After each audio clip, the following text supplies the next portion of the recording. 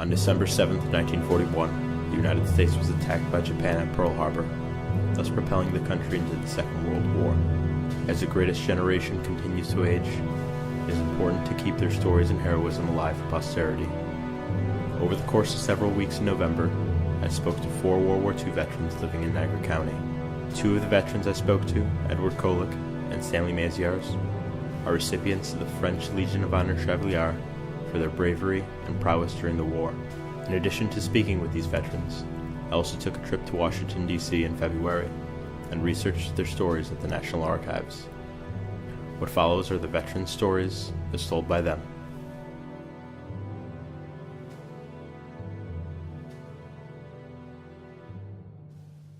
I was in the Naval Amphibious Forces. We were with the attack fleet. I had to enlist. There was no draft in those days. Of course, I went on a minority cruise. I went in at 17. I had to have my parents' signature.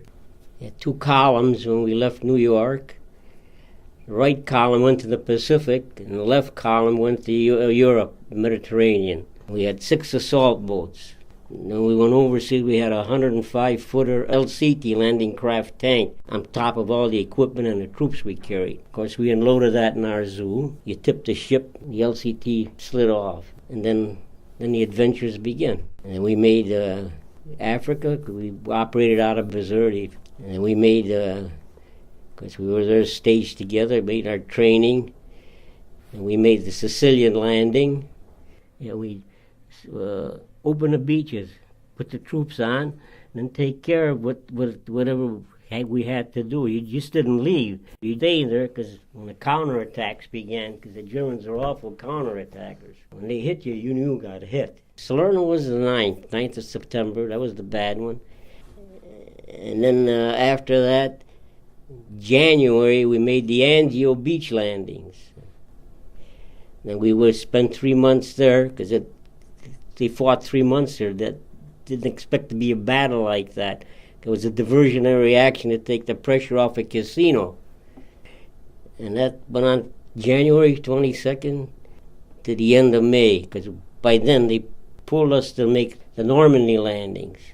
We hit Utah Beach. You had small boats, you put the troops on, and you hit the beach, you secured the beach, and then whatever was going on, and of course you took out the wounded, prisoners, all that stuff. Wherever they told us to go, we went. We covered all the beaches. Then when you got loaded up, then you went to England. It was only a short run to England. The channel's not that wide.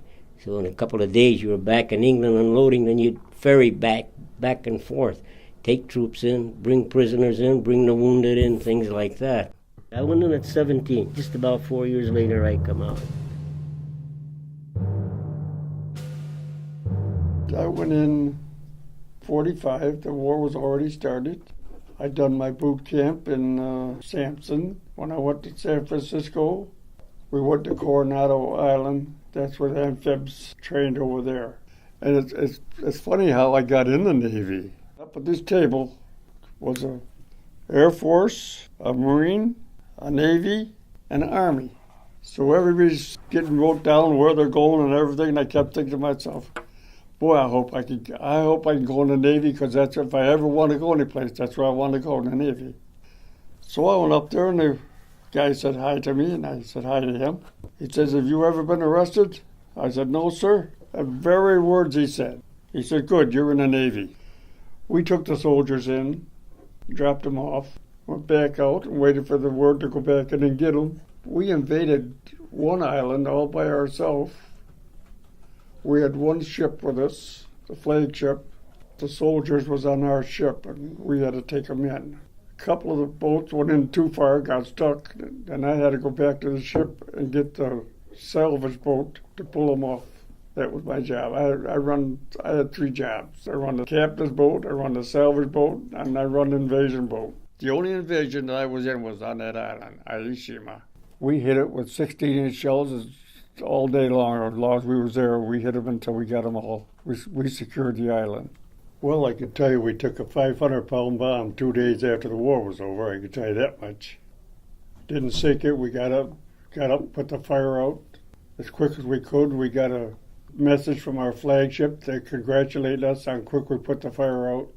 I'm sitting in the mess room with my legs crossed. I got a pack of cigarettes and a lighter, watching a movie. And it was a John Wayne movie, Flying Tigers. When this plane come down and hit the side of the mountain, that bomb hit us at the same time. And when the ship got hit, everybody headed for this ladder, go topside. See what I went back down to get my cigarettes. And I had to go back up and help the guys. I had to work on one of the hoses. I figured that might have helped me save my life. I don't know. But I went back down and got them, and I went back up and started helping working on the fire. It was a Japanese bomb, 500-pound bomb. The other one, the second one, missed us. He didn't exactly miss us. We had these big king posts sticking up, and he hit one of them, threw him off into the water. So the first bomb got us, the second one did. We lost 21 people aboard ship. You know, the sad part about it, cleaning the ship up afterwards. You could pick up a shoe with a foot in it. Another ship saw something in the water floating by, and they got it out. And it was one of our guys. It was from his hip down, his hip and his legs. It's a terrible sight, terrible. They had them all lined up on the deck of the ship, and the only way you could identify them was by their teeth. We got the dentist up there, and he could identify them. That's the only way. It's an awful sight. I spent 2 years in there, and I wasn't sorry one time. Not one bit was I sorry. I'm damn proud of this, I'll tell you that. Damn proud of it.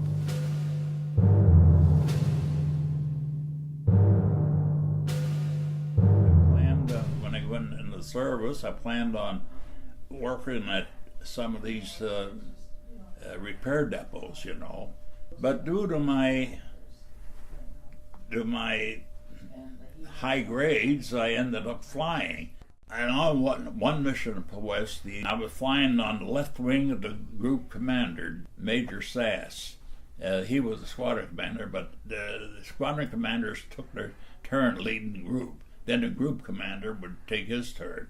But anyway, I flying his lead on his left wing in the first box. We just get into the IP, which is the initial point. That's where your bomb run starts. So he ordered us to go make a 360 around Bucharest, come back in on the target. But just as he told us to make a 360, I lost an engine, number one lane engine.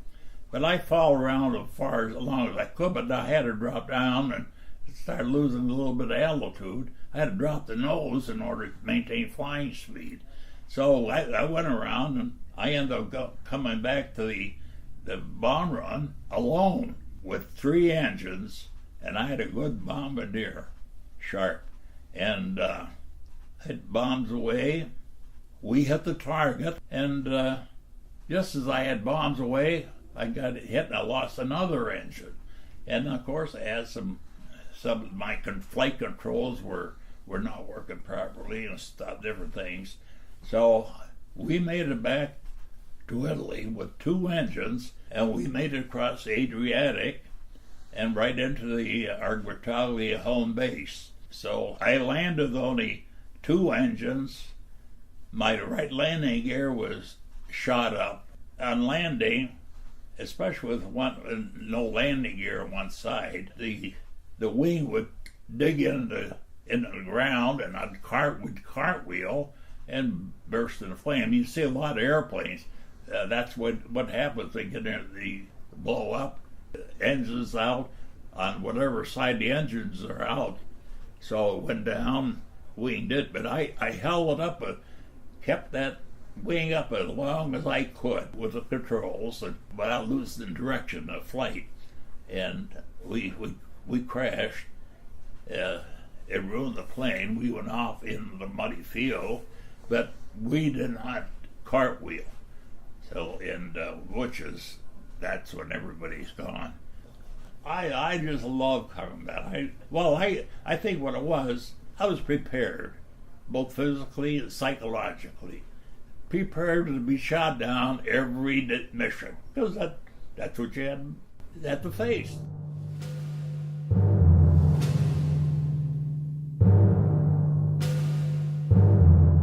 I was drafted in 1942. I was drafted and then went to Buffalo and got inducted and went to Fort Niagara. From Fort Niagara, we got on the train. We went to Camp Livingston, Louisiana. From there, Camp Gordon Johnson, Florida, for amphibious training. In Florida, we had desert training. In Virginia, we had mountain training. So we had a little bit of everything.